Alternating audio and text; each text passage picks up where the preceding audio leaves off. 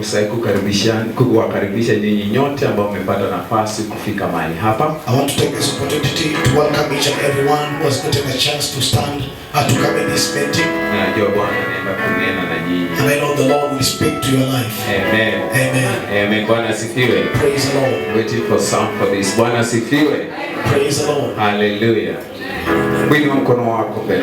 Just lift up your two hands before the Lord. Ya Bwana ninenee siku ya leo. Tell the Lord, speak to me this day. Ninangojea unene na nafsi yangu. I'm waiting for you, Lord, to speak to my soul. Nibadilishe nifanane na wewe. That may change me and be like thee. Thank you, Jesus, for this wonderful day, Lord. Asante Bwana kwa sababu ya wakati mwema. We give you all the glory, we give you all the praise. Tunakupa tukufu na tunakupa sifa. For there is none like you. Maana hamna mwingine kama wewe. In Jesus' name. Kwa jina la Yesu. Come on, let's join our hands as invite Pastor Donald as he comes to the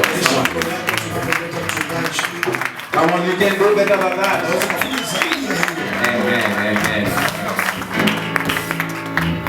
Let's celebrate the Holy Spirit.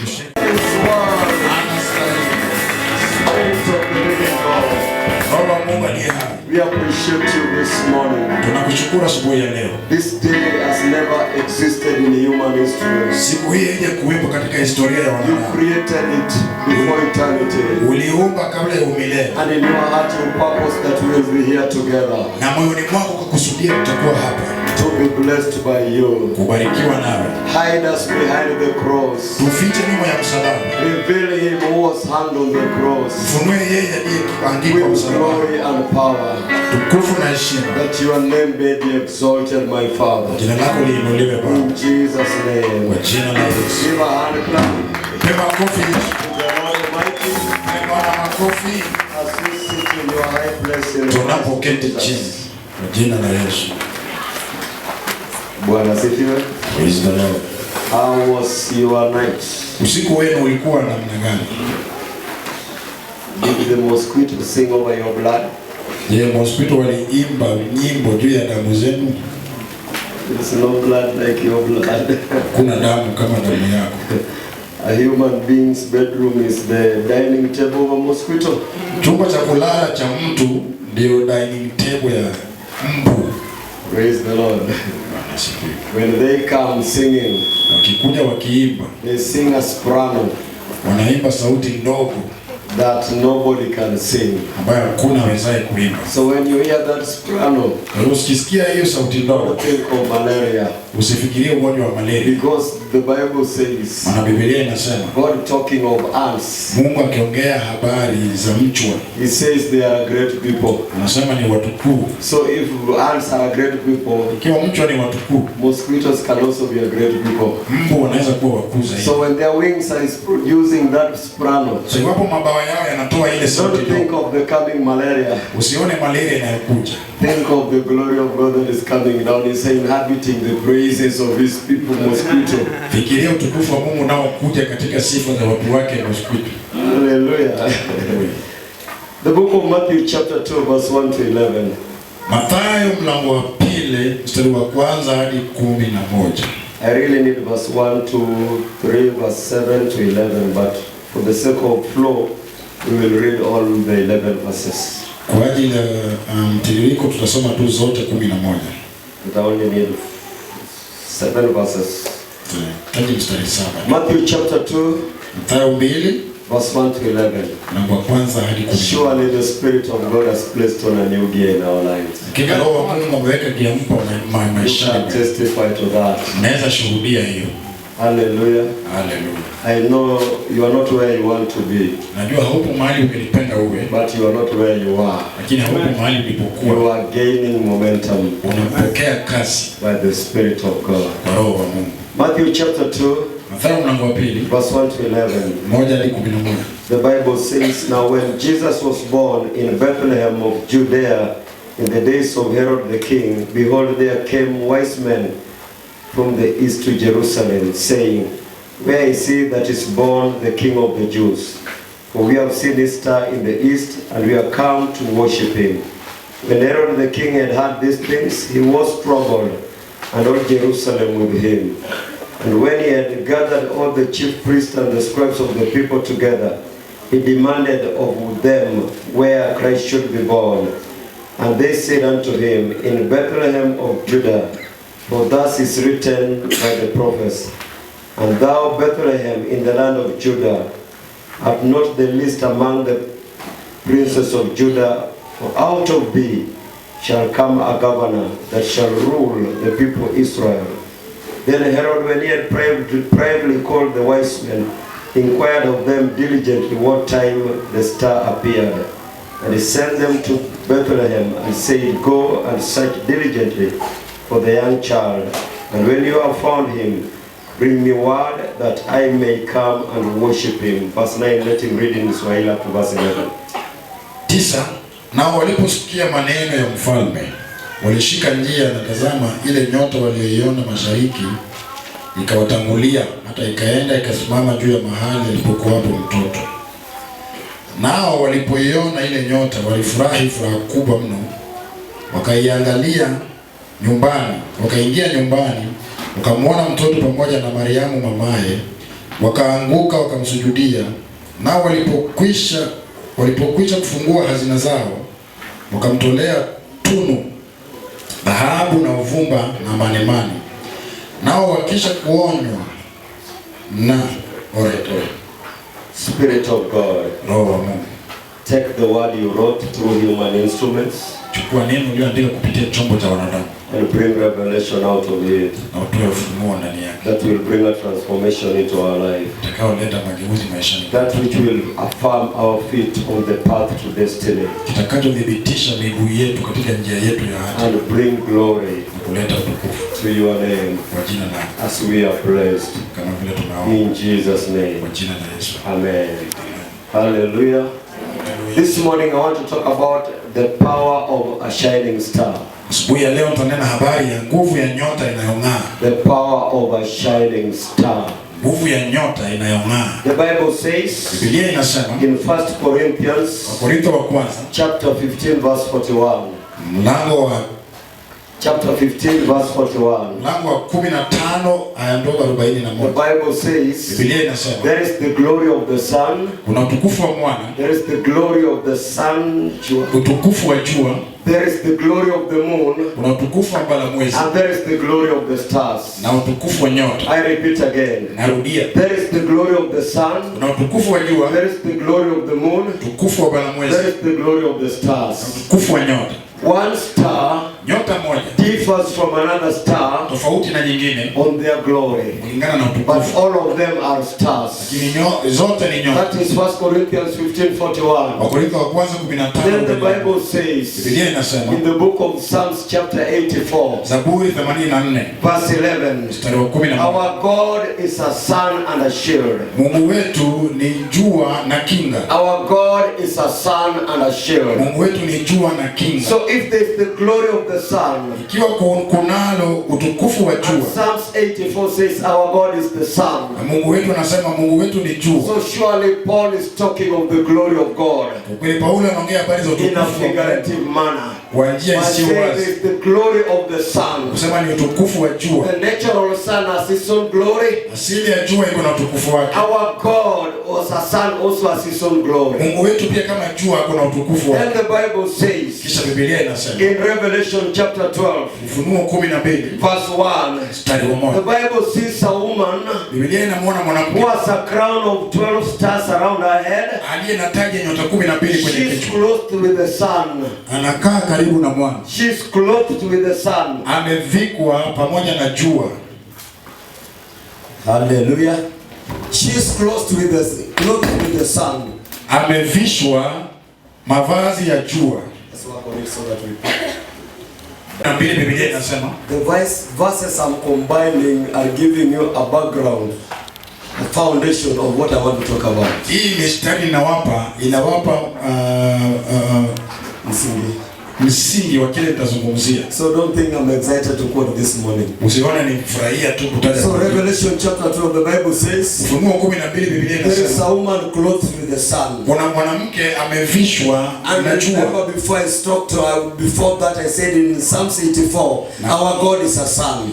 Hapo mbeleni Zaburi 84 nilisema Mungu wetu ni jua. And there's a woman clothed with the sun. Kuna mwanamke amejivika na She jua. has a crown of 12 stars. Ako na taji iliyo na nyota 12. She's delivering a child. Anazaa mwana. And under her feet the child falls on the moon. Na miguuni pake huo mtoto anaanguka kwenye mbala mwezi. Those looks like miracles. Zinakaa kama miujiza. Hallelujah.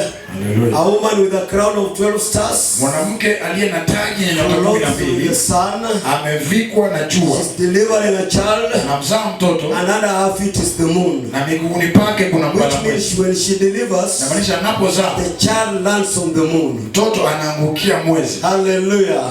The woman there is the nation of Israel. Ule mwanamke ni taifa ya Israeli. Who through Mary Kwa kupitia Mariamu delivered Jesus Christ. alimzaa Yesu. And when the angel came to Mary, Malaika alipomjia Mariamu telling her that she will deliver, she will get a child, akimwambia atapata mwana, she told that she asked the angel a pertinent question. akamuuliza malaika swali, How can this be? na hii itakuwaje? I know no man. Sitamjua mtu. Then the Bible says, Biblia inasema and the Spirit of God shall come upon you. na Roho wa Bwana atakuja juu yako. And we see this woman clothed with the sun. Tunamwona huyu mwanamke amevikwa And na the Bible jua. says the Spirit of God shall come upon you. Biblia inasema Roho wa Bwana atakujia. And our God is a sun. Na Mungu wetu ni jua. Hallelujah. Hallelujah. So the sun that she's clothed with Huu jua ambao is amevikwa the na Spirit of God. ni Roho wa Mungu. And the crown of 12 stars Taji yenye nyota is the 12 12 sons of Jacob. ni wana 12 wa The Yakobo. souls of human beings. Nafsi za wanadamu. And under her feet Miguuni pake there is the moon. kunayo mbala mwezi. My science teacher taught me Mwalimu wangu wa sayansi that kanifundisha the moon has no original light. ya kwamba mwanamwezi hana mwangaza wake. Mwezi, the moon has no original light. Mwezi hana mwangaza wake. It takes light from the sun. Inachukua mwangaza kutoka It kwa jua. only reflects the light of the sun. Kisha inarusha tu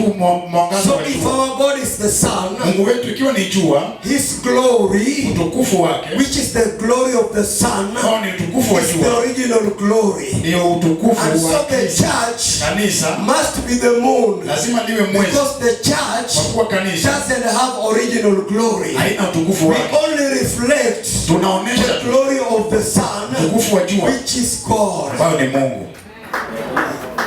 Are you with me up to that point, Je, uko please? nami mpaka pale tafadhali? Is it okay? Je, iko sawa? Mnaelewa ama mnalewa? Are you understanding or you are getting drunk? Those two Swahili words go together. Hallelujah.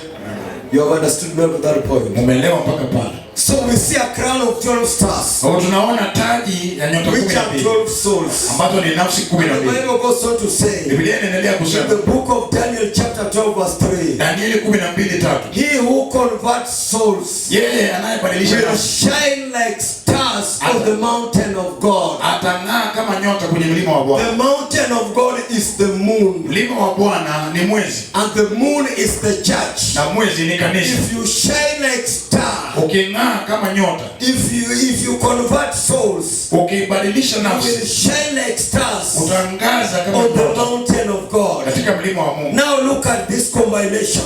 Angaliza vilivyounganika. Praise the Lord. The stars is standing for human souls. Nyota linasimamia nafsi za And watu, when you convert souls, na ukibadilisha you nafsi shine like star. utaangaza What kama does nyota. it mean? Inamaanisha When nini? you bring many to Christ, Ukiwaleta wengi kwa Kristo, when you stir many to righteousness, ukiwapeleka wengi the kwa haki, glory in your life increases. utukufu maishani mwako You unaongezeka, shine more like a star. unang'aa zaidi kama nyota. Hallelujah. Haleluya. So what does it mean? Inamaanisha nini? If a star Iwapo nyota is reaching many, inafikia wengi, it shines brighter and brighter and brighter. inaangaza zaidi na zaidi. If you are not reaching many, Ikiwa ufikii you wengi, don't need any more light. hauhitaji mwangaza. Hallelujah. And the first time Na mara ya kwanza a star of a human being appears in this world nyota ya mwanadamu inaonekana is duniani when they are born. ni wakati wamezaliwa. Praise the Lord. Bwana asifiwe. When you are born, Wakati umezaliwa, your star appears in the spirit world. nyota yako inatokea katika And ulimwengu wa I'm roho. not talking of horoscopes. Na siongei hawa watu wa Horoscope, this that we find on newspapers. hizi vitu za kuangalia maisha za watu kwenye magazeti. They picked it from the Bible. Wanachukulia kwenye Biblia Because they read the 12 zodiac lines. Maana walisoma zile nuru aina mbalimbali zile That saba. the Bible says Biblia inasema God walks in the circuit of the heavens. kwa Mungu anatembea masehemu za It's God mbinguni. who created the zodiac lines. Ni Mungu And the aliyeziumba. Bible says he walks there. Mungu Biblia inasema anatembea. So when he walks there, Anapotembea pale, he should prophesy over your star. anafaa tabirie Not a witch somewhere sio mchawi mahali. who has climbed into the spirit world. Ambaye amepanda katika ulimwengu wa roho. Hallelujah. What they do is a counterfeit of what God wanted to be done. Kile wanafanya ni kushi ya kile ambayo. So when you are born, ulipozaliwa, your star appeared in the spirit world. nyota yako ilitokea kwenye anga And za when roho. your star appeared in the spirit world, Nyota yako ilipotokea, there was glory around about your star. kulikuwa na utukufu kwenye nyota And yako. when the devil saw the glory, Shetani alipoona he utukufu, didn't know what you are coming to do in the face of the world. hakijui utafanya nini But ulimwenguni, he knows exact havoc lakini alijua hasara you kabisa are going to cause to his kingdom. utasababisha ufalme And wako. so at the time of birth, Wakati wa kuzaliwa, the devil stationed demons equivalent to the glory he saw in your star. Shetani aliwaweka mapepo wanaotoshana na utukufu alioona siku To hiyo, make sure kuhakikisha your star doesn't shine. nyota yako ishike. Now let's go to Matthew chapter 2 verse 1. Twende Mathayo 2:1. Now when Jesus was born in Bethlehem of Judah, Yesu in alipozaliwa the days of Herod the king, behold, there came wise men from the east to Jerusalem, saying, where is he born the King of the Jews? For we have seen his star in the east. Yesu alipozaliwa katika Bethlehemu ya Yuda zamani za mfalme Herode, tazama mamajuzi wa mashariki walifika Yerusalemu, wakasema, yuko wapi yeye aliyezaliwa mfalme wa Wayahudi? Kwa maana tuliona nyota yake mashariki. Hallelujah. Haleluya. We saw his star in the east. Tuliona nyota yake When mashariki. Jesus was born, Yesu alipozaliwa, the kings of the east wafalme wa mashariki did not know where he was born. hawakujua alizaliwa wapi. Hallelujah. Haleluya. And these kings of the east, Hawa wafalme wa mashariki, these two words always mix me up. Astronomers and astrologers. As some are scientists, others are witches. wengine ni I want you to give me the difference. wasayansi na wengine ni wachawi. I want you to give me the difference. Jipe. Who are the witches? Astronomers or astrologers? Astrologers. Oh, thank you, please. It is always a problem in my head to differentiate them. It's like speaking in tongue and interpreting it. Amen. So these were kings Hawa walikuwa wafalme who are led by the power of astrology. walioongozwa na nguvu ya They unabii. were able to read human being stars. Wangeliweza kusoma nyota ya watu, And so by that power, na kwa hiyo nguvu they read the stars. wakasoma nyota, The star of Jesus Christ. nyota ya Yesu They Kristo, saw the glory around that star. wakaona tukufu And they Yesu, saw that glory and they knew na wakaona hiyo tukufu, that surely a king has been born. kwa hakika mfalme amezaliwa. They didn't know where he's born, Hakujua amezaliwa but wapi, they saw his star. lakini wakaona nyota. Hallelujah. Hallelujah. Each and every one of you, Kila mmoja wetu, the day you were born in this world, siku ulizaliwa your ulimwengu, star appeared in the spirit world. nyota yako ilitokea And the ulimwengu. demonic power saw it. Nguvu za They looked at the glory around about it. wakatazama And utukufu surely they knew na wakajua much havoc you are going to do. hasara utakao They watetea. stationed demons Wakaweka mapepo equivalent to that glory. wanaotoshana na huu That is why ndiposa before you were born again, kabla you uokoke started suffering. ulianza You kuteseka. wondered why. Nashangaa kwa I nini was not saved and sikuokoka, I was suffering. nilikuwa You nateseka. were suffering Uliteseka because of the glory that appeared around about your star. iliyokuwa juu ya The nyota yako. devil doesn't know what you are doing Shetani adui or linalotenda what you do in the future. ama utakalotenda But he has siku an insight lakini anajua of the havoc you can cause as a human being. ya hasara unayo kama unadamu. Hallelujah.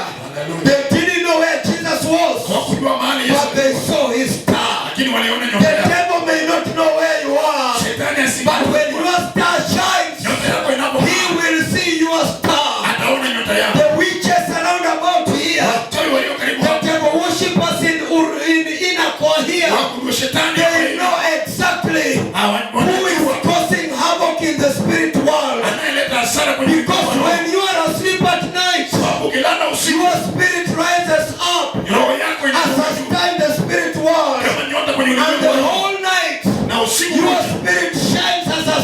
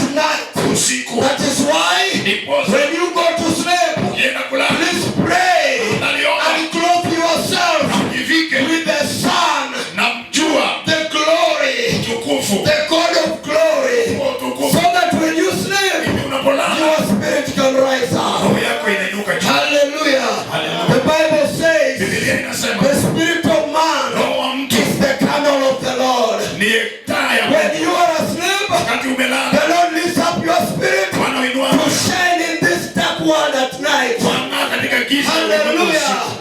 A star Nyota that shines during the night inayoangaza usiku has power, iko na nguvu, because God can lift it up kwa Mungu to anaweza shine in this dark world. iangaze kwenye giza ya ulimwengu. Hallelujah. Please never go to sleep without covering yourself in clothes. Usiwahi lala bila Never, kujifunika. never, never, never. Usiwahi. Hallelujah. Hallelujah. 90% of the war that you fight and win is when you are asleep. Asilimia 90 na vita unazopigana na kushinda. And if you are defeated in your dream, na unaposhindwa kwenye usingizi, don't waste your time saying I will overcome that when I'm awake. usipoteze wakati kusema nitashinda hii. Go back to God to help you. Mrudie Mungu akusaidie. I remember one time, Nakumbuka wakati I was mmoja seriously praying, Lord, nilikuwa ninaomba sana Bwana, the dead has to rise up. The dead has to rise up. wafu lazima wafufuke. And I went into prayer seriously. Nikaenda kuomba kwa kumaanisha. Then one day, Wakati when mmoja I was asleep, nilipokuwa nimelala, I dreamed, nikaota.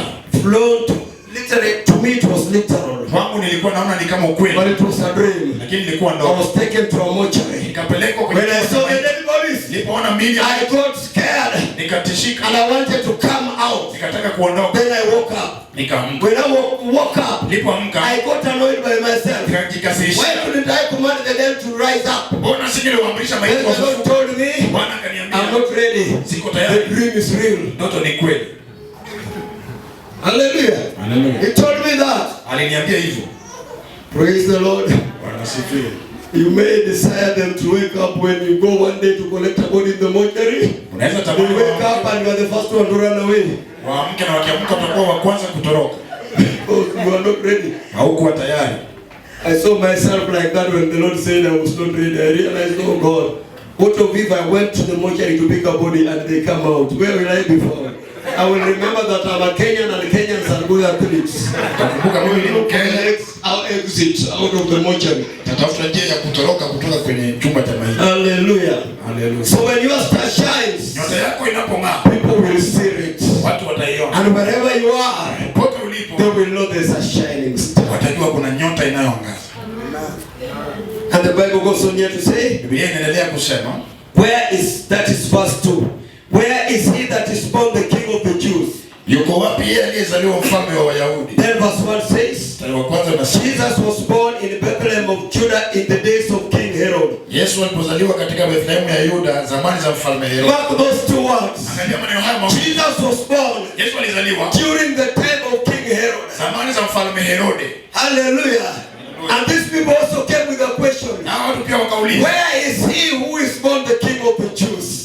yuko wapi aliyezaliwa mfalme wa Wayahudi? That is the trouble we have as believers. Hiyo ndio shida tulionao kama waumini. Adam handed over this world Adamu aliachilia to the ulimwengu king that is the king of this world. kwa mfalme wa ulimwengu huu. He's a king who was made Ni mfalme by aliyetengenezwa Adam. na Adamu. Lucifer was made Luciferi a king aliyetengenezwa of this world by Adam. mfalme wa dunia hii na Just Adamu. as Herod Kama vile was Herode made a king, alifanywa mfalme, but Jesus lakini Yesu was born a king. alizaliwa He was not made a king. hakutengenezwa. That is the problem we Hiyo have. ndio shida tulionao. Believers, we are born kings. Waumini hutuza The devil was made a king. Shetani So alifanywa when a born king mfalme aliyezaliwa meet a made king, kutana na yule there will always be trouble. kutakuwa na shida, Because sababu the star, nyota our born king, always shines brighter than the star of a made king. na mfalme aliyetengenezwa. Hallelujah. Hallelujah. Trouble started Shida ikaanza because the one who is born sababu yeye aliyezaliwa is there, the born king. akokuwa The one who has the right to be a king aliye na haki is the one who is born a king, ndiye amezaliwa not the mfalme. one who was made a king. Sio yule aliyewekwa. And so Herod was troubled. Herode akawa na shida. Hallelujah. Hallelujah. When your star shines, Nyota yako it inapoangaza will trouble Herod. itampatia shida. There is power in a shining star. Nguvu kwenye When your star shines, nyota yako it will inapoangaza trouble Herod. inaleta shida kwa yeye. Why? Kwa nini? He knows Anajua. you are the right person to be a king. Wewe ndiye mtu You unayefaa. are born a king. Ulizaliwa mfalme. Hallelujah. Hallelujah. Is there a mother with a child that is not yet 6 months old here? Je, kuna mama aliye na mtoto ambaye hajafikisha miezi 6 hapa? Is she 6? 1 year. Okay. Just bring that one. Leta ule hajafikisha miezi 6. Hallelujah. Hallelujah. Let me play the role of a king who is made. Wacha niwe kama mfalme ambaye nimewekwa. I'm the king who is made. Mimi ni mfalme niliyewekwa. And there comes the king who is born. Anakuja mfalme aliyezaliwa akiwa mfalme. Hallelujah. Simama hapa mama. Simama tu hapo uniangalie. Stand here and look at me. Niangalie vizuri. I am Herod. Mimi ni Herod. I am annoyed. Nimekasirika. Because I was made a king. Au niliwekwa kuwa Just mfalme. the way Satan was made a king. Shetani alifanywa. And this is Jesus. Huyu ni Yesu. Who is born a king. Amezaliwa Even if I try to blow, hata nikijaribu kumpiga, she doesn't care. hajali. She's mother. Mama. She doesn't care Hajali. how many blows I display. Piga ngumi. Why? Kwa nini? Because the mother will protect her. Kwa mama atamlinda. Hallelujah.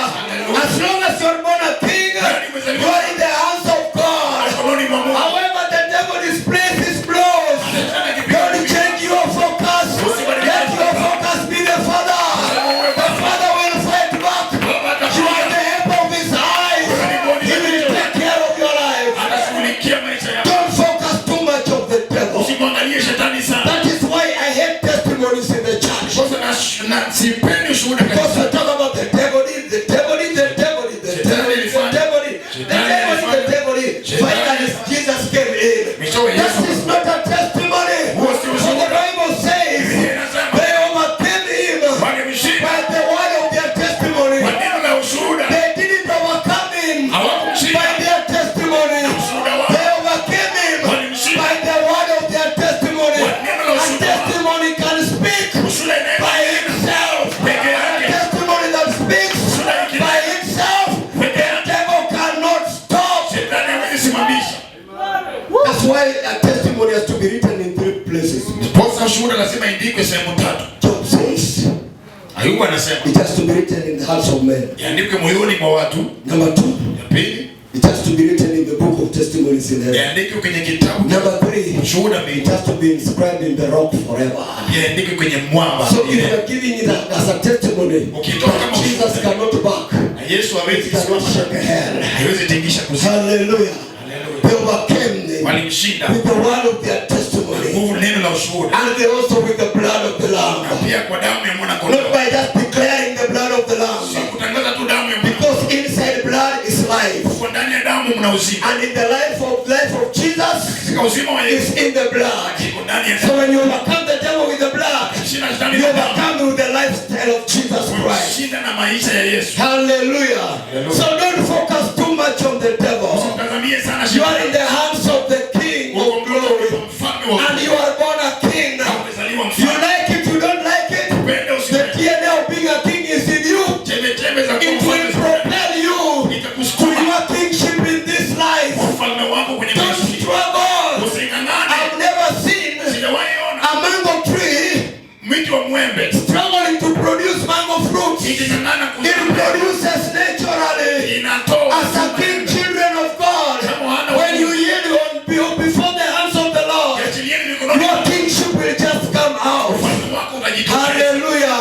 That's why the Bible says, Kwa Biblia you inasema are a chosen generation, kizazi a kiteule, royal priesthood, kuhani wakuu, not just a priesthood, sio kuhani a tu, royal priesthood. kuhani kuu, You are a king and a priest. mfalme na kuhani. Hallelujah. That is why, as a king, you must intercede. As a priest, you must worship. Lazima uabudu. Glory to God. And that is how Ndio posa Adam and Eve were created, damu na hao both walikuwa as kings and priests. kuwa wafalme na makuhani. Praise the Lord. Bwana asifiwe. You are not a priest. Wewe sio You kuhani, are a royal. wewe ni kuhani mkuu. Royalty means you are a king. Inamaanisha ufalme. Then you are also what? Na pia ni nini? A priest. Kuhani. Are you getting me, children of God? Nilipata wana wa Mungu. So don't tell me Usiniambie I'm a praise and worship leader and I don't intercede. mimi ni kiongozi wa sifa na ibada, sitoi uombezi. If you don't intercede, then there is no need of you being in praise and worship. Kama hutoi uombezi, hakuna haja uwe kwenye kundi cha sifa na ibada. Because all of them go together. Kwa nyote zinaandamana. In Revelation chapter 4, Ufunuo mlango wa 4 they are worshiping. wanaabudu. In Revelation chapter 5, Ufunuo they 5 are worshiping wanaabudu and handing over incense, na wanaachilia which is the sadaka prayers of the saints. ambao ni maombi ya They wateule. go together. Zinaandamana pamoja. Hallelujah. Haleluya.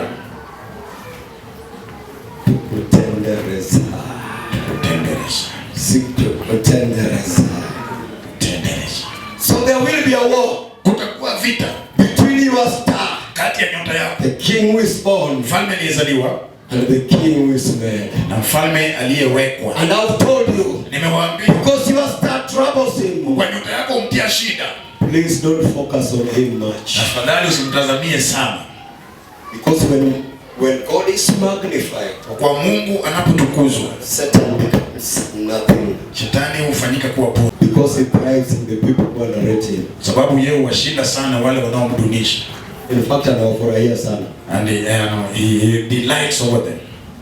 He has power, Ako na nguvu, he doesn't have authority. hana mamlaka. We have power and authority Tuko na nguvu na because mamlaka we are born kings. kwa tumezaliwa wafalme. Praise the Lord. Bwana asifiwe. And the Bible says, Biblia inasema God gave us power Mungu alitupa nguvu above juu all the powers ya nguvu zote of the enemy. za adui. Hallelujah. Haleluya. This light, this is power, isn't it so? Hii ni nguvu ya umeme. And this is also power. Pia hii ni nguvu ya umeme. It is very helpful here. Inasaidia sana hapa. If I take this two at night Nikichukua hizi usiku to Kasarani Stadium, uwanja wa Kasarani, so that AFC and Gor play, hii FC na Gor Mahia wacheze, will they be able to play? watacheza kweli? Why? Kwa nini? It is power, Ni nguvu, but not about the darkness in Kasarani. lakini haishindi giza ya Kasarani. That's why God gave us power above all the powers of the enemy. Ndiposa Mungu atupa nguvu juu ya nguvu zote za adui, Not just a small power. sio nguvu kidogo tu.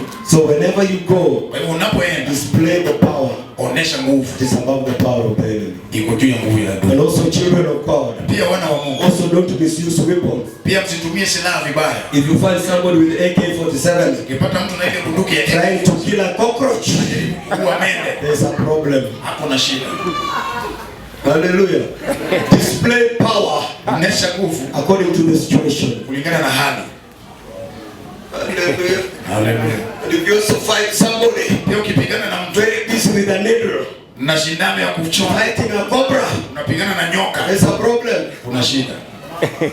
They don't understand what? Hawaelewi How ni power operates. namna vile nguvu hufanya kazi. Hallelujah. And this is a cry in my heart. Na hii ni Because the kilio Bible says, Maana Biblia when inasema, Jesus started his ministry, Yesu alipoanza huduma the yake, Bible says, Biblia inasema he healed a few. aliwaponya When he wachache. went on with this ministry, Alipoendelea na the huduma Bible yake, says he healed many. Biblia inasema aliwaponya wengi. When he was about to end his ministry, the Akaribia Bible says kumaliza, as many as came to him, he healed them all. Biblia inasema kati ya wengi waliomjia There is aliwaponya few, wote. Kuna wachache, Many, then wengi, finally all. alafu wote. That is how power should progress. Nguvu inafaa kuendelea namna From hii, few, kutoka kwa chache, many, then wengi, all. alafu nyingi. Servants of God, when we reach there, Tukicha Mungu tukifika pale, it doesn't need the faith of a human being. nakumbuka hii, You are born a king umezaliwa and you mfalme don't struggle to be one. na ung'ang'ani Just yield yourself jitoe tu and grow to your kingship. na ukue katika ufalme wako. There is a kingdom in Mumias called Mumia Kingdom. Kuna ufalme kule Mumias inaitwa ufalme wa Mumia, The kingdom of Wanga. ufalme wa Wanga. The great grandson is still there. Mjukuu wao mkuu yungali. That man is desperately poor. Huyo mtu ni maskini wa But kupindukia. when he walks, Anapotembea a godfather on his head. kuna kofia kubwa ya kifalme kwenye kichwa. Godfather on his head. He walks with a good black suit. Anavaa suti nyeusi nzuri As much as it's almost turning grey. na imekaa mpaka inakuwa kama grey, jivu It's jivu. black. Ni nyeusi. And he walks with that's not a rod, that's a staff in his hand. Anatembea na kama He fimbo walks, kwenye mkono. please, I'm saying the truth, go to movies. The man walks like a king in town. And there's nothing that looks like a king. Why? The nature itself tells him you are a king from birth.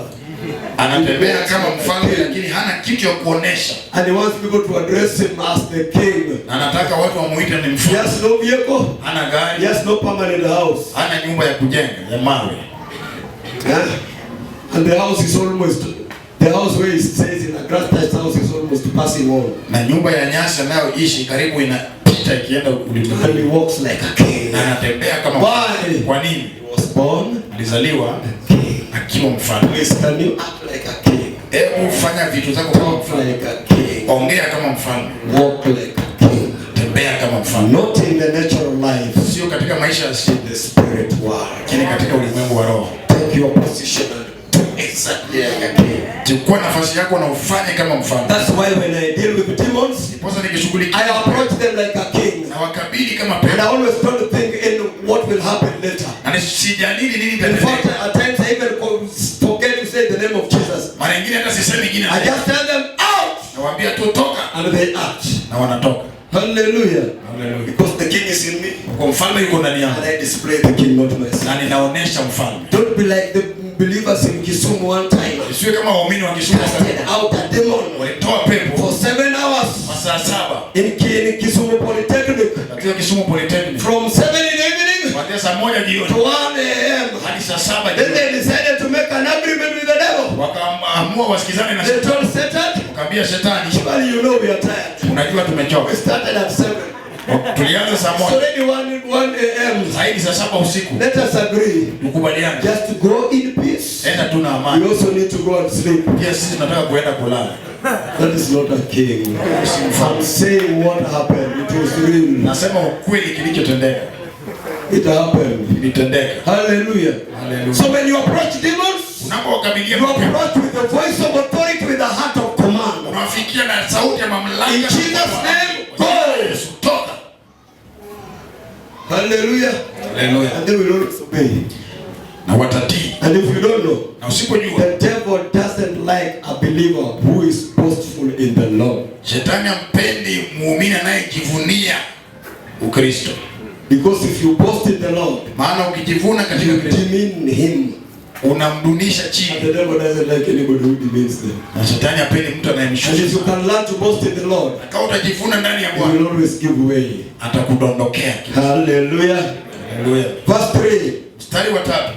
When King Herod heard these things, Basi mfalme Herode aliposikia hayo, he was troubled and all Jerusalem with him. alifadhaika na Yerusalemu pia pamoja naye. Verse 4. Mstari wa 4. When he had gathered all the chief priests and scribes of the people together, he demanded of where Christ should be born. Akakusanya wakuu wa makuhani wote na waandishi wa watu, akatafuta habari kwao Kristo alizaliwa wapi. He wanted to know where Christ would be born. Kuzaliwa angelizaliwa wapi? Because where Christ is born Maana mahali Kristo is amezaliwa where the star shines. ndipo mahali nyota inaangaza. Hallelujah. Hallelujah. There are places where your star will shine. There are places where your star will not shine because God doesn't allow it. Kuna sehemu nyota zako zitaangaa, kuna sehemu hazitaangaa maana Mungu hataruhusu. You get to me? Unanipata? That's why you are not a jack of all work. And you can do certain things and your star doesn't shine. If you turn at the other side, your star shines. But if you do another one, your star doesn't what? Shine. So he demanded to know, where was he to be born? Angezaliwa wapi? That is where the star shone. Maana hapo ndio nyota iliangaza. Praise the Lord. So please don't go to a place Usiende mahali where the heavens are closed for you. hapo mbingu juu yako yamefungwa.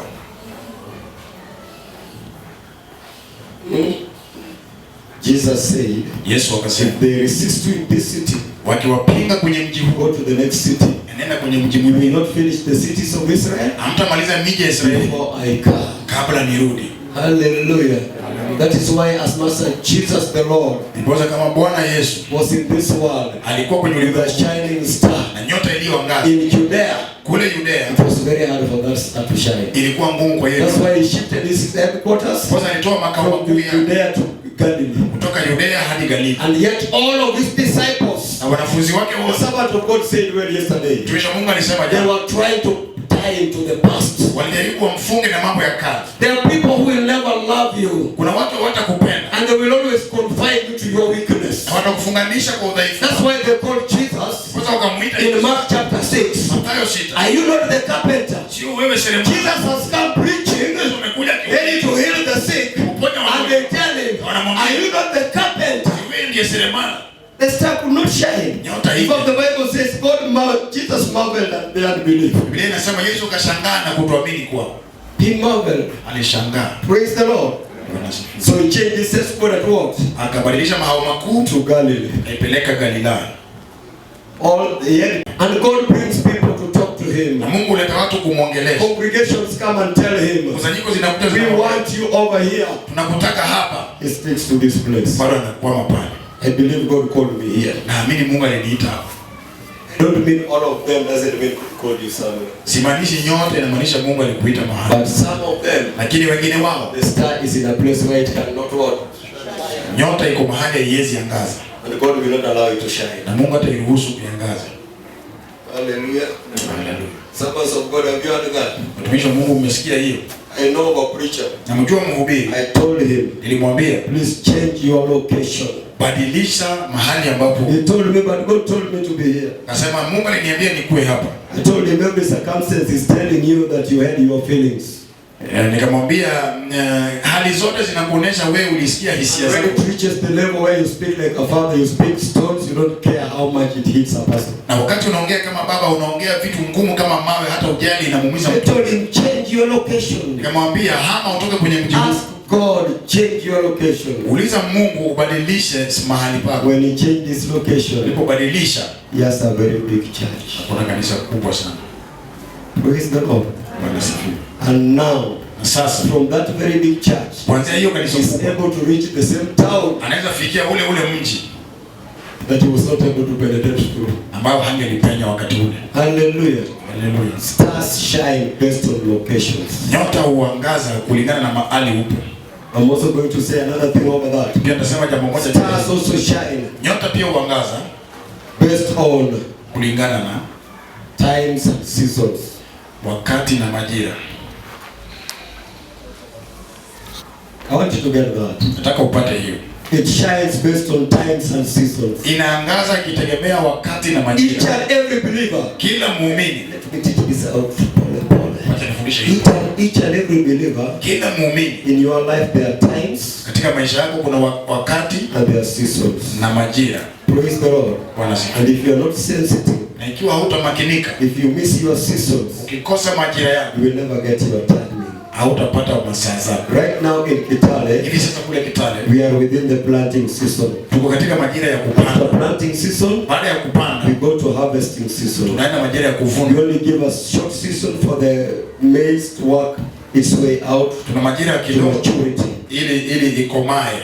During planting season, Majira ya kupanda there is the time of plowing the field. kuna majira ya kulima. I want you to get the difference between times and seasons. Nataka usikie During the planting season, wakati wa we have kupanda the time of plowing the field, kuna majira ya kulima, planting the seed, kupanda mbegu, weeding the seed, kupalilia mbegu applying fertilizer, na kuweka mbolea.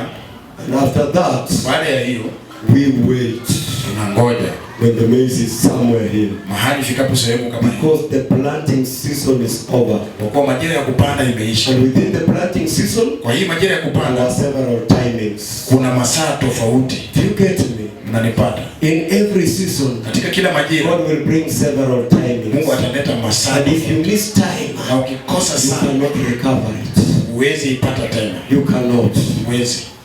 Hallelujah. Haleluya. Then comes Alafu the kunatokea harvesting season. majira ya kuvuna. And within the harvesting season, Na katika majira ya kuvuna we cut the maize, unakata mahindi, we put them in paddocks, unayasimamisha kwenye we vikundi allow them to dry, yakauke, then finally, mwishowe not finally, second last, we come and remove them out of the copse, alafu tunayakongoa out of their whatever place they are in, kutoa mahali walipo, then we transport them out of the farm. alafu tunayatoa kwenye shamba. So within Hapa the harvesting season, katika majira ya there is kuvuna the time of cutting the maize, kuna wakati wa kukata, putting them in paddocks, kuweka kwenye vikundi, removing them out of whatever place they are, kuyakongoa and transporting them to the store. na kuyapeleka kwenye So please, tafadhali. in your season, Katika majira there ya are a lot of timings. kuna masaa. And when the season changes, Ni njaa, don't miss your timing. usikose masaa yako. Hallelujah. And remember this, time will never stop for you. Kumbuka ya kwamba saa haitawahi simama ikungoje, It is always moving. kila mara The inaendelea. problem is this, Shida ni hii, we don't plan hatupangi inside the time. kulingana na masaa. Hallelujah. Haleluya. I need something like, oh, let me use this scriptures. Utanitumie begi hii. You see this bag, please? Unaona bagi hii tafadhali? How many know photocopy papers? Ngapi wanajua chapa ya makaratasi? How many know them? I can fill this bag. Naweza jaza hii bagi with the new photocopy papers. Zile makaratasi mpya za until it's full. Mpaka ijae. And after that, baada ya hiyo, now you have known the capacity of photocopy papers that fills it. Sikisha jua idadi ya makaratasi na I take the same photocopy papers. Najua hizo makaratasi to them aside. Naiweka kando. Then I decide to fold them carelessly. Ninaikuta bila kujaza. As if they should be thrown in the dustbin. Kana kama zafabu tupu. If I try to fix them here, nikijaribu kuzirudisha, they will not fit. Zitaingia. If you don't know how to plan for your time, kama hujui kupanga kwa ajili ya wasaa wako, the devil will fill it. Shetani ataijaza with things that have no shape. Na vitu ambazo hazina mumbo. Take care of your time. Chunga wasaa wako. Hallelujah. Hallelujah. You find a brother saying, unapata ndugu akisema, I'm so bored, I need to look for somebody to go and talk to. Nimeboeka sana, nitafuta mtu kwenda kuongea naye. Children of God, let me tell you my life. Wacha niwaambie maisha yangu. Any second I find that I'm alone, sekunde yoyote nikiwa peke yangu, I fly into a place where to pray. Naingia mahali naweza omba. Any second that I find that I'm alone, sekunde yoyote najikuta nikiwa peke yangu, I don't want to talk to men. Nataka niongee na watu. I want to go somewhere and be alone. Nataka niende mahali nikae peke yangu. I will never look for somebody to go and story around. Sitamtafuta mtu niende tuhadithiane. It's even known in Kitale. Hata wanajua Kitale. If you find me in town, ukinipata mjini, I'm going for something. Ninaendea kitu. Hallelujah. Hallelujah. And we were taught in jail life, hide somebody with a male choleric.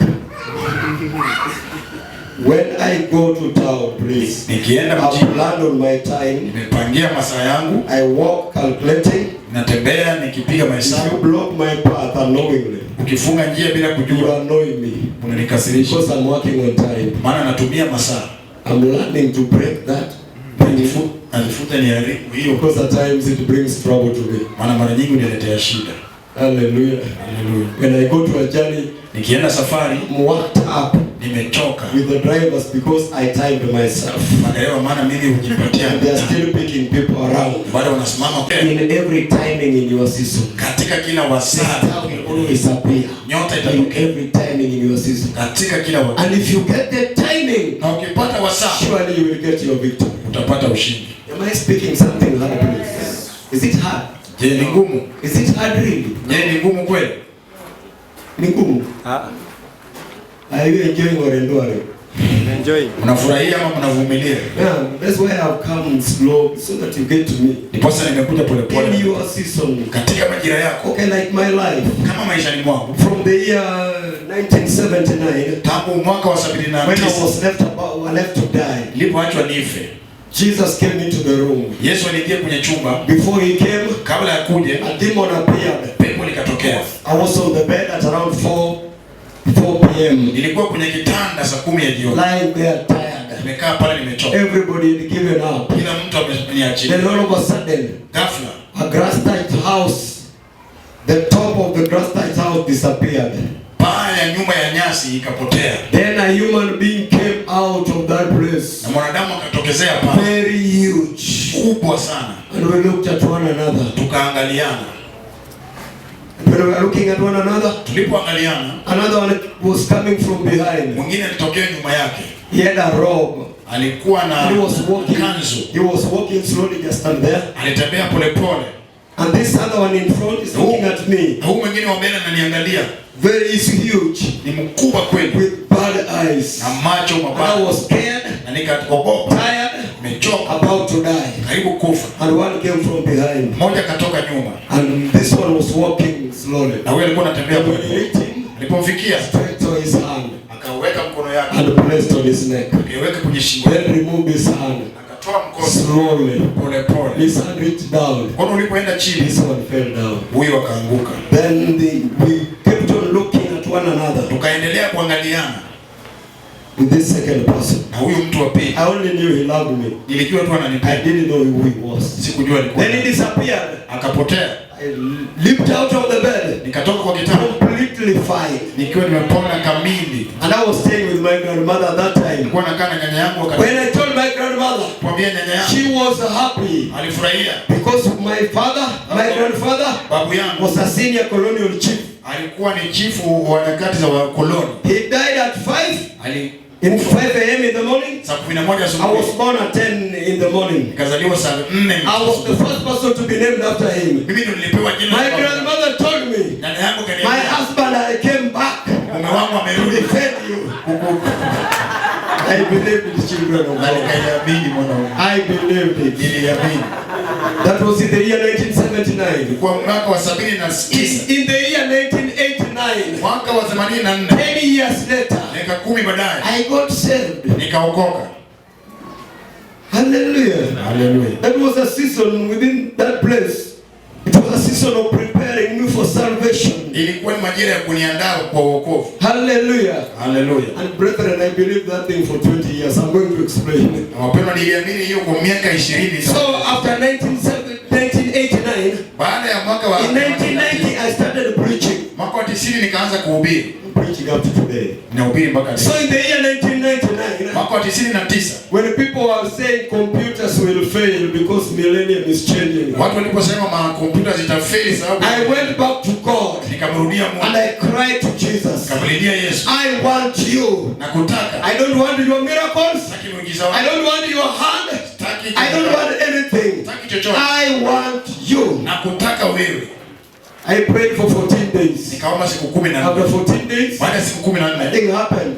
hakuna kitu I kilitokea. broke my fast. Nikaacha Went kufunga, into my normal duties. nikaenda shughuli zangu. 4 days. Siku 4, One of the evening I decided mojawapo jioni to nikaamua go into my prayer chamber. kwenda kwenye chumba cha And kuomba. around 4 again, Yapata kama saa I knelt down to pray. nikapiga magoti Then kuomba. all of a sudden, Then ghafla crying came out of my heart. Deep crying came out of my heart. kilio kikatoka kwenye moyo wangu. And tears started flowing. Machozi yakaanza. Then I lifted back my hands. Nikainua mikono. All of a sudden, Ghafla the Lord Jesus Christ Bwana Yesu placed his hand on my tummy. akaweka mkono kwenye tumbo The langu. room became cold as a deep freezer. Chumba kikawa baridi kama mahali pana friji. Deep freezer.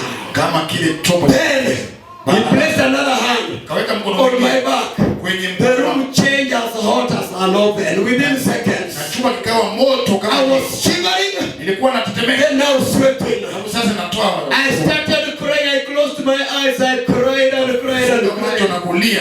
By the time I was through, Nilipomaliza I didn't see him anymore. sikumuona tena, But my mind was open. lakini akili yangu And I saw the same person I saw in na 1970. nikamwona ule niliyomuona mwaka wa 79. Then I said, oh God, my grandmother deceived me. Naona baba, nyanya yako alinidanganya. Hallelujah. Haleluya. It was 30th of December, 30th. I was also in the church. Nilipokuwa pia kanisani And everybody was there. na kila mtu alikuwepo, And the roof of the church seemed to disappear. na paa la kanisa ni kama likapotea. Then the Spirit of God came as a dove Roho wa Mungu akakuja with kama much jiwe light. na nuru kubwa. He did not reach me. He Hakunifikia, remained up there. akabaki pale And juu, only the light covered me. na nuru tu ikanifunika. I was annoyed Nikakasirika because I know the Bible should have settled on me. maana nilifaa iwe inikalie. Then I had a clear voice. Nikasikia sauti wazi, I've overshadowed your ministry. nimefunika huduma yako. So please, I am always careful of what? 10 years. Within 10 years, I check the timings. Mimi huchunga sana miaka 10. Has my testimony given you a direction? Je, ushuhuda wangu umekupatia mwelekeo? So your star Kwa hivyo nyota yako appears at certain times. inatokezea kwa wakati fulani, And this is what we will do in warfare, please. na hivi ndivyo tutafanya katika Job vita. chapter 3. Ayubu 3. There are people who curse stars. Kuna watu wanaolaani nyota. Job chapter 3. Ayubu 3. There are people who curse stars. Kuna watu wanaolaani nyota, And we are going to deal with every curse na tutashughulikia kila that's been spoken to your star. laana zote zilizotamka kwenye Curses spoken by witches. nyota, yaliyotamkwa na wachawi, Curses that were spoken when you were given an ancestral name. laana ambazo zilitamkwa ulipopewa jina ya kitamaduni, Curses that have followed your life. laana zilizokufuata maisha yako. Job chapter 3 verse 6 to 9. Ayubu 3:6 hadi 9. I will start with verse 9. Taanzia mstari wa Let me start with verse 8. nianzie 8. Let them curse it that curse the day, who are ready to raise up the morning, or who are ready to arouse Leviathan, or who are ready to arouse Satan. Let's read. Na waulaani hao waulaanio mchana, hao walio tayari kumwamsha huyo Leviathani. Hallelujah. This is Job talking. Huyu ni Ayubu And he anaongea. says, Na anasema let them curse it, na waulaani those who are ready to raise up Satan.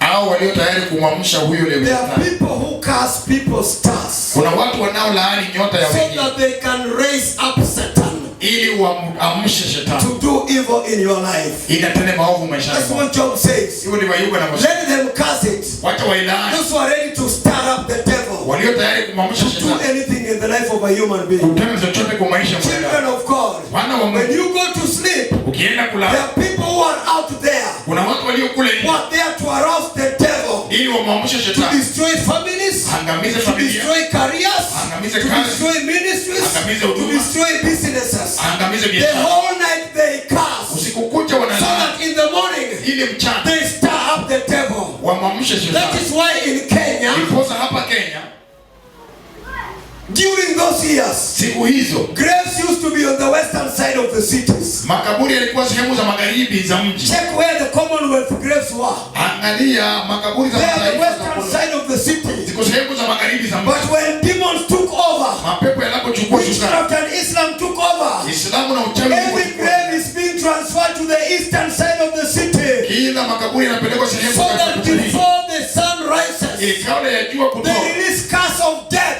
wanaachilia laana ya mauti over jobs of human juu beings, ya kazi za watu, over ministries, juu ya huduma, over lives of people, juu ya maisha ya watu, over families, juu ya jamii, over juu businesses. ya biashara. So when the sun rises, Ili jua it inapotamka, rises with death inachomoka na that mauti has already been spoken to ambayo it. imetamkwa juu yake, And the sun rays na yale miale ya moves jua over the city zinaenda kwa to mji smite the people of God. kuwagonga watu wa Mungu.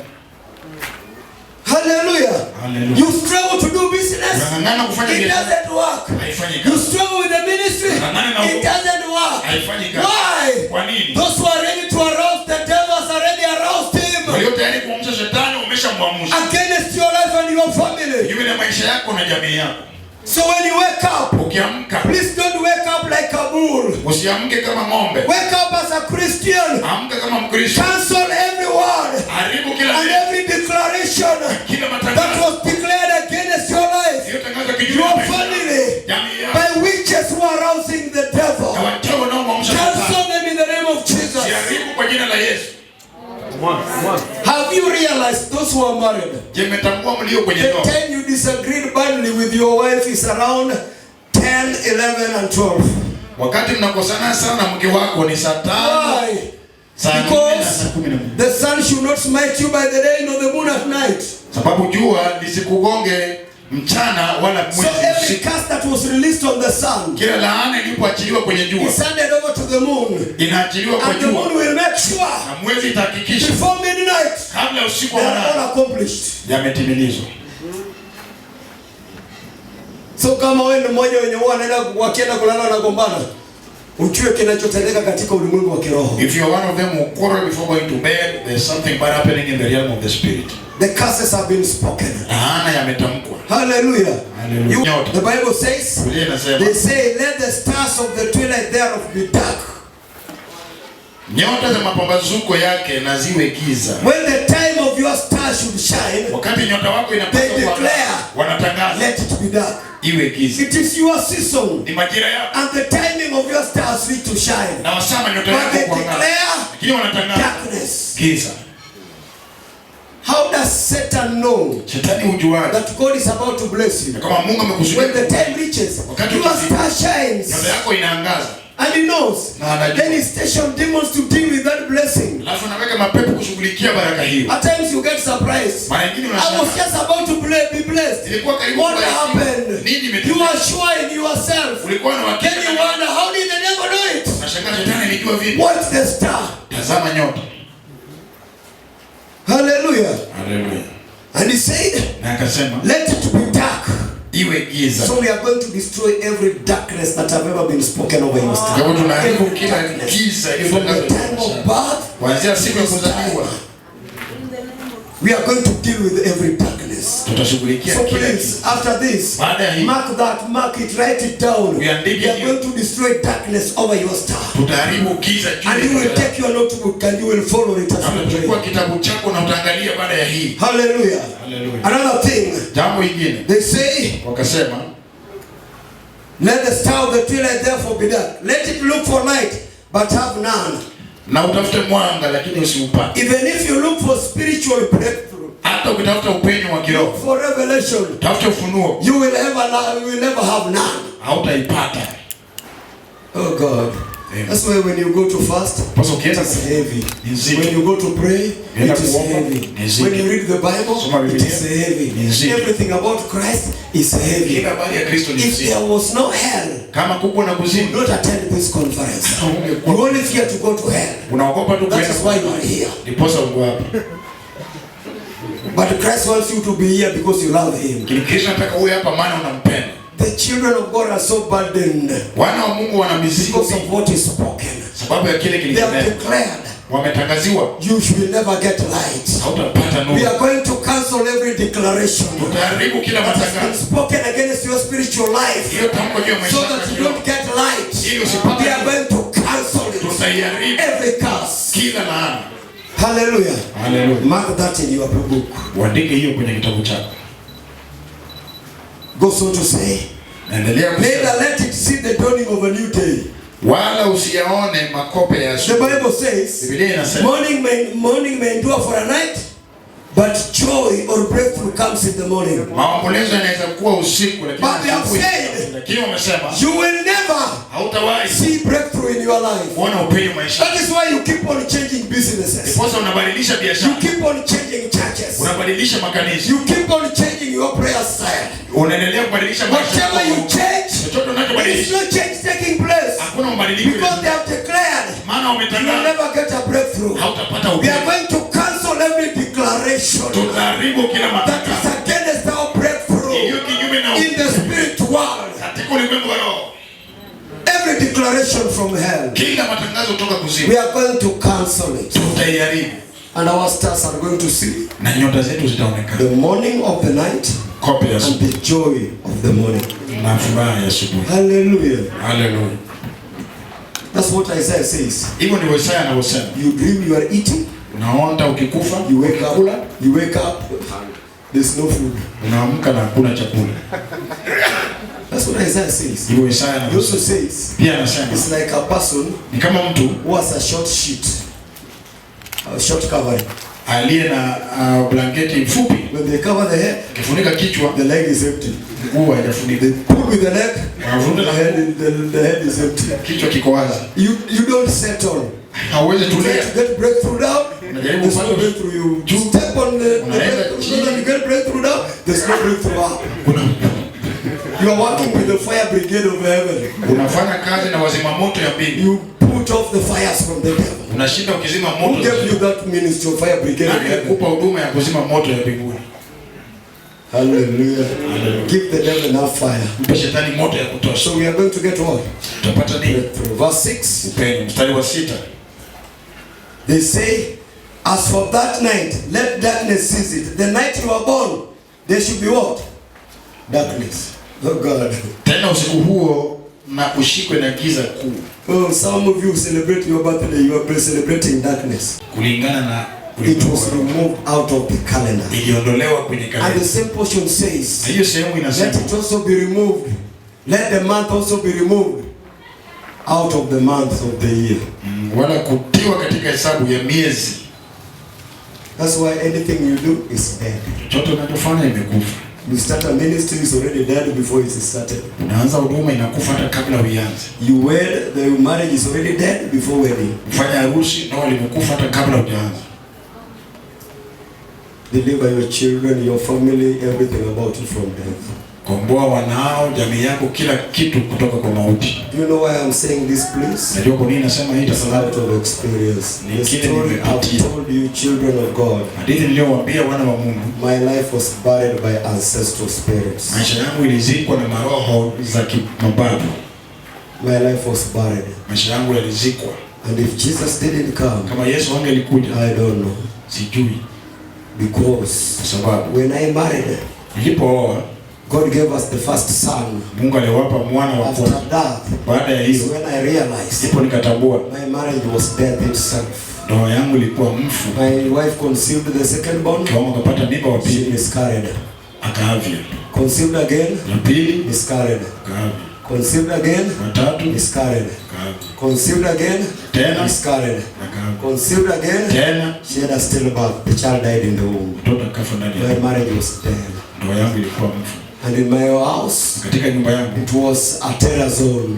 ilikuwa sehemu hatari sana. Because of these problems, Sababu ya hii shida, it was a terror zone. ilikuwa sehemu hatari The sana. cups would fly anyhow Vikombe vilianguka hivi hivi because of anger, sababu ya hasira pain. na uchungu. I know it. Nilijua My marriage was dead. ndoa yangu ilikuwa That is mfu. why I thank God Sasa nashukuru for a preacher called Reverend Dan kwa Obiambo. mhubiri anaitwa Kasisi Also Dan. my life, Niliona and maisha the life of my wife maisha mke and wangu my son na mwanangu, called us into his office na akatuita kwenye and ofisi told na us akatuambia this life has to come back hii maisha lazima from the irudi, grave. This marriage has to come back hii ndoa lazima from irudi the grave. kutoka kwa That kaburi. is when my marriage came back, please. Sasa ndoa yangu ikafufuka. From there, everything changed. Kutoka pale kila jambo Until I wondered, mpaka is nikashangaa, it the war zone that I used to have in my family? je, hii ndio ile uwanja wa vita niliokuwa nao? Because at times, Kwa sababu wakati my mwingine wife is annoyed. mke wangu akasirika, She picks the cup anachukua kikombe and it flies. na kikombe ina And I also reply her pia na mijibu with a scripture. na maandiko. And the more we talk, Na vile tunaongea, because we are fighting a spiritual war in the negative, kwa sababu tunapigana vita vya she speaks kiroho, back a scripture anaongea andiko, and I speak back another one. pia mimi naongea Speaks andiko. that another one. Naongea I speak ingine, another one. naongea The ingine. more we do it, Napoendelea, our voices goes up. sauti inaenda, Then our son alafu mwanamke comes in between, anakuja katika closes his 2 ears funga and masikio. shouts, "Ah!" That is when we realize there's a problem. Tunatambua kuna shida. Please, I'm talking to you as a human being, Naongelesha kama mwanadamu. so that I don't think I'm an angel. Usione mimi ni malaika. My marriage was buried, Ndoa yangu my ilizikwa, life was buried. maisha yangu ilizikwa. Hallelujah. Hallelujah. And any time my wife conceived, Wakati wote mke wangu a person angelipata will mimba, come to her mtu with angelimjia a white sheet of paper na karatasi nyeupe with a red shading inside. na alama nyekundu The ndani. person would tell her, Mtu angelimwambia give us back our blood. turudishie damu yetu. Immediately she dreams that. Akiota hiyo, And if I go into prayer and fasting, hata nikifunga na it only kuomba, takes 2 days. nachukua siku And she mbili, miscarries. mimba inatoka Over and over and over. mara na mara tena. So please, Tafadhali, if your birthday kama siku yako ya was kuzaliwa buried ilizikwa, and everything you do was buried, chochote unachofanya we ilizikwa, are conducting tunafanya resurrection service. ibada ya ufufuo. Hallelujah. Hallelujah. Resurrection service. Ibada ya ufufuo. It can't be Haiwezi you make 5 steps ahead unafanya hatua 5 and mbele you make 20 behind. na hatua 20 nyuma, Then you try again. alafu unajaribu tena, You make 10 ahead, fanya 10 make mbele, 100 behind. unafanya 100 nyuma. Oh God, it can't be like that. Haiwezi kuwa hivyo, It can't be like that. haiwezi You kuwa hivyo. draw back to the grave every time. Unarudi karibu na kaburi kila siku, Every victory you get kila goes shida back to unapata the grave. inarudi kwenye kaburi. That is why some of you, Ndiposa wengine wenu before you earn, kabla mpate the mshahara, family is very peaceful. jamii na The amani, day you earn, siku umepata it's when mshahara, trouble starts. ndio shida And zinaanza, money has come. pesa imekuja, Where is trouble? shida iko wapi? Because death demands money. Sababu mauti inataka pesa, And you disagree over 10 shillings. na msikizani sababu ya How to shilingi use 10, 10 shillings. namna ya kutumia shilingi 10, Then you will be in trouble. alafu mtakuwa na The shida, time the money is gone, pesa imeenda, you are back to your grave. umerudia kaburi, There is peace. kuna amani, Until you feel more peaceful mpaka unasikia amani, when the time of earning is still far. wakati wa siku za mshahara ziko mbali. When it draws near, Siku ya mshahara your ni heart shakes moyo wako inadunda, because trouble is coming. maana shida inakuja. You are in the grave. Uko kwenye makaburi, Your job is in the grave. kazi yako iko kwenye kaburi, Hallelujah. Please let me finalize first so that we pray. I know we will not take a long time in prayer. Let's go back to Matthew and wine very fast. Rudie kwenye Mathayo tumalize haraka. I will only mention a few things and we will go into prayer. Mambo kadhaa tu alafu tuombe. And I will not stir you to pray, please. Sitakukoroga ndio uombe. You will take your time to pray. Utachukua muda wako uombe. Verse 9. Matthew 2:9. Mathayo 2:9. When they had heard the king, they departed, and lo, the star which they saw in the east went before them. Na waliposikia maneno ya mfalme, walishika njia, tazama ile nyota walioiona mashariki ikiwatangulia. When your star shines, nyota yako ikiangaza, it will guide people to where you are. Itaongoza watu sehemu ulipo. Don't change your location. Usibadilike mahali. If God lifted you, kama Mungu alikuinua here in Umoja Inako, hapa Umoja Inako, and you are now a good singer, na umekuwa mwimbaji mzuri, don't relocate to the CBD. Usiende mjini. God will pull people where you are. Mungu atawavuta watu mahali huko. Hallelujah. That is why I refuse to recruit. I remember what the servant of God told us this morning. Mtumishi Mungu alituambia asubuhi The pastor who changed this location from India to Canada. Mchungaji aliyetoka India kaenda Canada, lost it completely. Akapoteza kabisa. I know one. Najua mmoja. I will not mention the name. Sitamtaja jina. Who changed the location from Nakuru to Nairobi. Down. Nakuru akakuja Nairobi akaenda chini. From the TV kwa television, evangelist mkubwa kwa television, and everything went down. Kila kitu kikaenda chini. Hallelujah. Hallelujah. Where the star shines, mahali nyota inaangaza, dumu pale. will draw people. Mungu atafuta watu. If your star of shining shines here, kama nyota yako inaangaza, seek us after God's church. Hapa seek us after God's church. And you produce a CD. Umetoa CD that hits the demonic world, not the market. If you produce that one, and people are drawn to it, don't change the church. Remain here. People will come to look for you here. Don't change your location. Otherwise God will ask you the way he asked Adam, where are you? You are where God doesn't know. And you are serving him properly. Hallelujah. Or he will ask you the way he asked Elijah, what are you doing here? You are doing something that he doesn't know. It is God who fed him. And he told him the journey is long. Into the wilderness the journey is long. He reaches there and he says, he asked him a question, what are you doing here? So it is God who gives you transport to the CBD. You go and minister there and he asks you, what are you doing here? The same God. Don't change your location. Hallelujah. You can change your location and miss God completely. It may look good on the other side of Jordan, and it may be headed to Sodom and Gomorrah. Hallelujah. Hallelujah. Don't change what? Your location, please. Many have made that big mistake. And change their location. Elijah is running away from Jezebel. He tells God, I'm ready to die. What was he running away from? Death. Ministers, there are times when you are tired. Don't chase away your servant. That is what Elijah did. In 1 Kings chapter 19. When he reached Beersheba, he left his servant there. There are people who will take care of your dark side. Joseph of Arimathea may not be known, but he will take care of your weak side. Don't throw them away when you are tired. That was the mistake of Elijah. Pastor, what are you going through? I'm okay. Then he tells you, God revealed to me this in a dream. You say, I'm okay. No, that's Joseph of Arimathea. He knows how to take care of your weak part. Allow them to take care of your weak part. If you don't allow them, you will request God to die. I am too tired of the ministry. nimechoka na huduma. Even if I die right now, it is okay. I've reached many. Hata nikikufa ni sawa, nimehubiria wengi. That is a tired soul. That is a tired soul. Hallelujah. Say, I'm tired. Nimechoka. Let it be. Wacha iwe hivyo. Praise the Lord. Bwana sifiwe. I don't mean everybody will know Sisemi kila what mtu you are going through. Ile But unapitia. God will always give you a servant. Lakini Mungu atakupa mtu What mmoja you are going through. anayejua kile. Don't chase them when you need them. Usiwafukuze unapowahitaji. Don't chase them. Usiwafukuze. There are places where cry Jesus cannot do anything. Kuna sehemu Yesu hawezi fanya He kitu. needs Joseph of Arimathea. Anahitaji Yusufu wa Arimathea. Hallelujah. To take care of what? Kushughulikia nini? His weak areas. Sehemu zake za udhaifu. So we are not perfect. Kwa hivyo sisi si We are watu only kamilifu. clothed with the grace of God. Tumevikwa neema ya And Mungu. when the grace reaches the end of it, Na neema ikifika kichwani, don't chase. usifukuze. Hallelujah. Haleluya. And so when Mtia mafuta ya you Elisha, change where you should be, ulibadilisha mahali pako.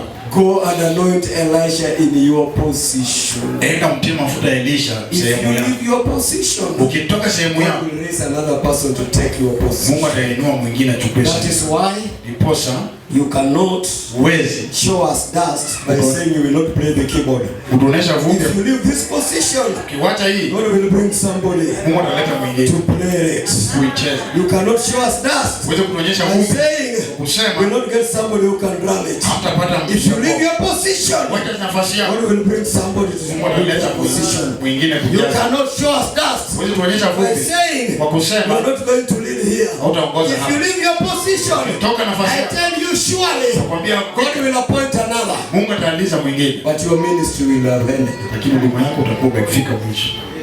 That is how the ministry of Elijah ended. Hivyo ndivyo ilikuwa huduma ya Oh, Elijah. oh Lord, help me to wind up. Help me to wind Bwana up. nisaidie nimalize. Verse 10 of Mstari wa Matthew 2. 10 Mathayo 2. When they saw the star, they rejoiced with exceeding joy. Nao walipoiona ile nyota walifurahi furaha. Your star will bring joy to the hearts of people who are tired. Nyota yako italeta furaha kwa mioyo ya watu waliochoka. Praise the Lord. Bwana sifiwe. When your star shines, Nyota yako it inapong'aa will bring joy to human beings' hearts. italeta furaha kwenye mioyo za So watu. allow it to shine. Iruhusu iangaze. But remember this, Kumbuka hii, the people who come to celebrate you, wanaokuja kusherehekea some of them will crucify you. wengine wao watakusulubisha. Where was Alikuwa Lazarus Lazaro when Jesus was on the cross? Yesu alipokuwa kwenye msalaba. Where was Jairus Jairo when alikuwa wapi? Jesus was on the cross? Yesu alipokuwa kwenye msalaba. Where are the 5,000 Wale 5,000 who were fed when he was on the cross? waliolishwa siku ya msalaba. The people who said, Waliosema, "Oh, hail him! "Oh, msulubishe." Oh, hail him who come in the name of Jehovah!" Wamebarikiwa jai kwa jina la Bwana. And the same people who said, Ndio wale waliosema, "Crucify him, crucify him!" "Msulubishe, msulubishe." And when he was crucified, Na aliposulubishwa, out of them, kutoka ndani another yao, one said, mwingine akasema, "Surely this was the Son of God." "Hakika huyu ni mwana wa Do Mungu." not depend on what men say. Usitegemee vile watu Depend on wanasema. what God has told you. Tegemea kile Mungu amekuambia. Don't depend on men's opinions. Usitegemee mahusia ya watu. As much as they are rejoicing over your star, Hata kama wanafurahia they neno will lako, say, "Crucify him." watasema msulubishe. It has been said in the town, Imesemekana "You mjini, are immoral."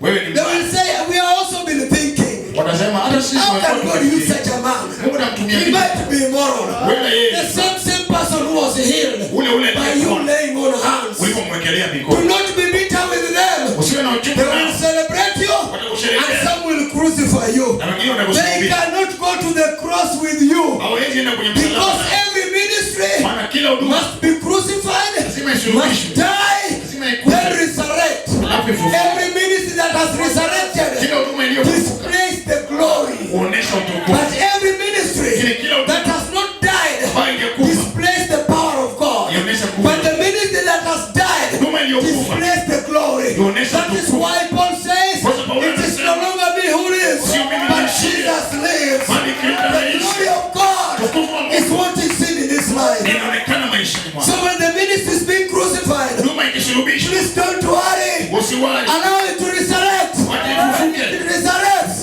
It shall display Itaonesha glory. utukufu. And when the ministry of Jesus Huduma ya Yesu came out and ilipojitokeza displayed the glory, ikaonesha many utukufu. people were pulled Wengi on the walivutwa first crusade alone. na crusade ya The kwanza. Bible says Biblia inasema in that crusade, katika hiyo when crusade Peter preached, Petro he alipohubiri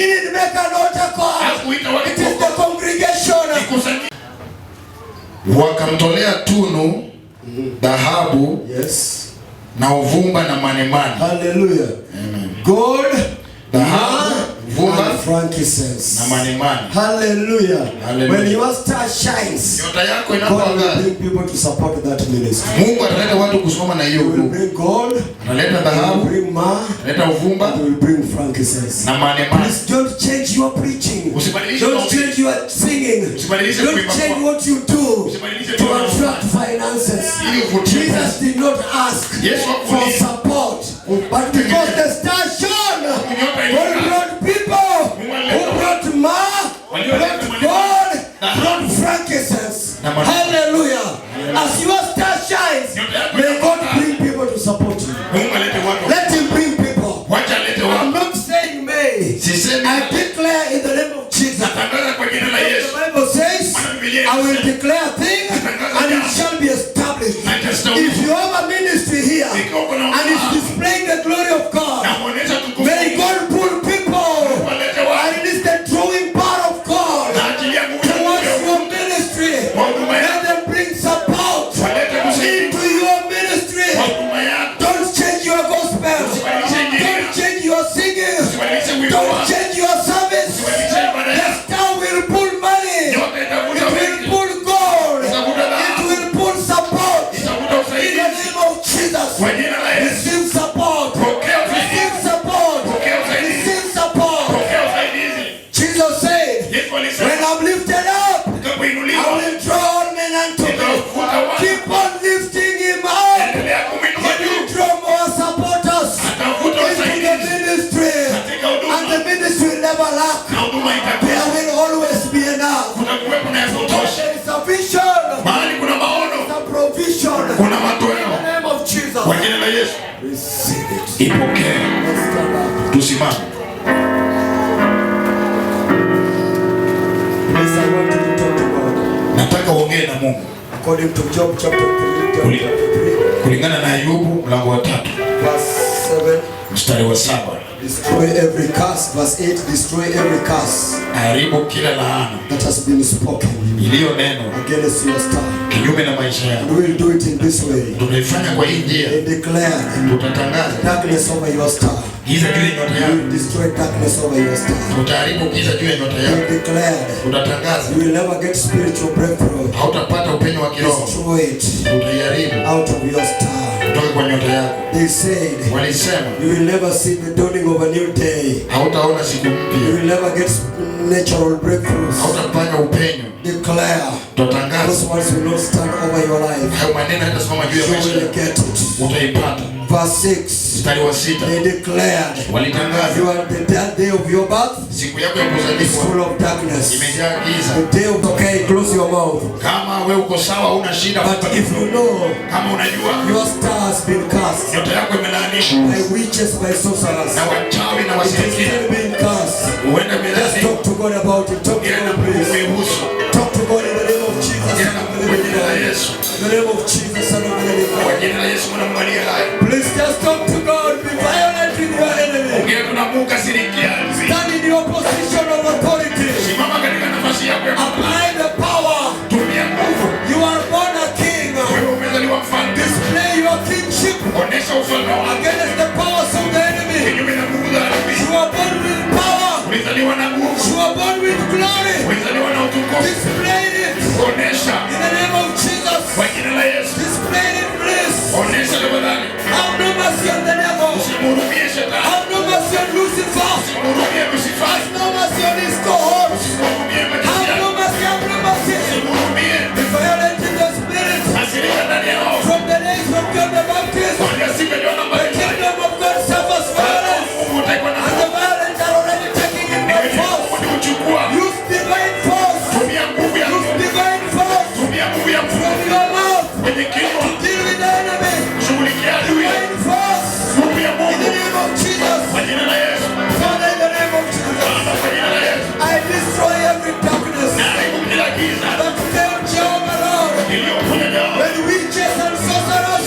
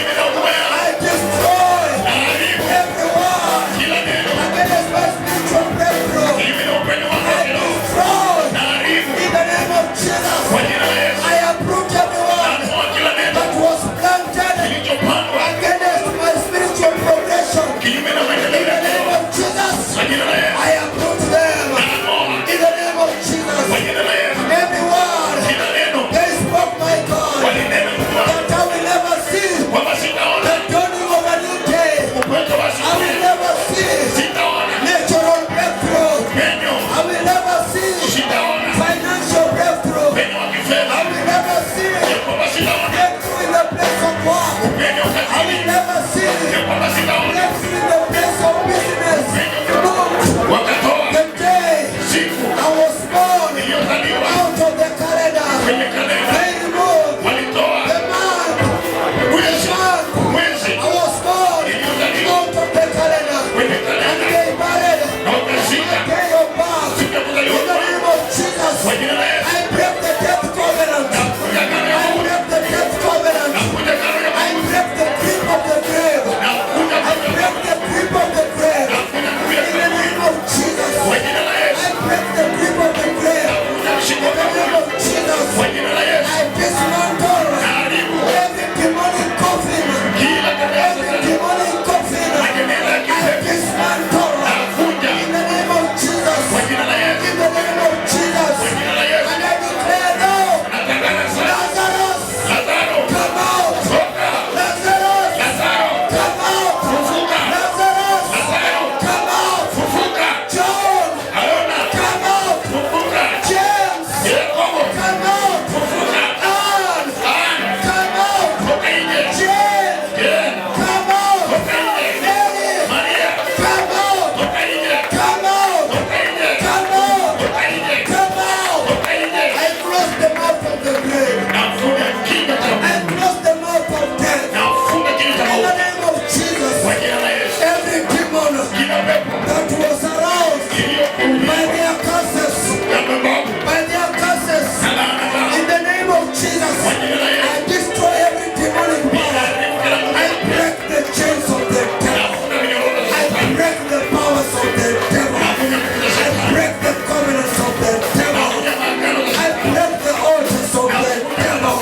I break the stronghold of defeat of our lives. I break in the name of Jesus. Every stronghold is crumbling. Every stronghold is crumbling. Every fear of future. Every fear of the future is crumbling. In the name of Jesus. Every fear of the future is crumbling. Every fear of the finances is crumbling. In the name of Jesus. It's crumbling. In the name of Jesus. Every stress, every depression from the devil is crumbling now. In the name of Jesus, I break his chains. I break his chains that are binding your mind. I break his chains that are binding your hands. I break his chains that is binding your heart. I break his chains that is binding your feet. In the name of Jesus, by the anointing of the Holy Spirit, I release you. Let my people go.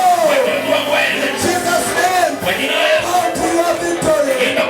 Go to your breakthrough. Go to your victory. Go to your breakthrough. In the name of Jesus, receive it. Receive it. Receive it. Receive it. Receive it.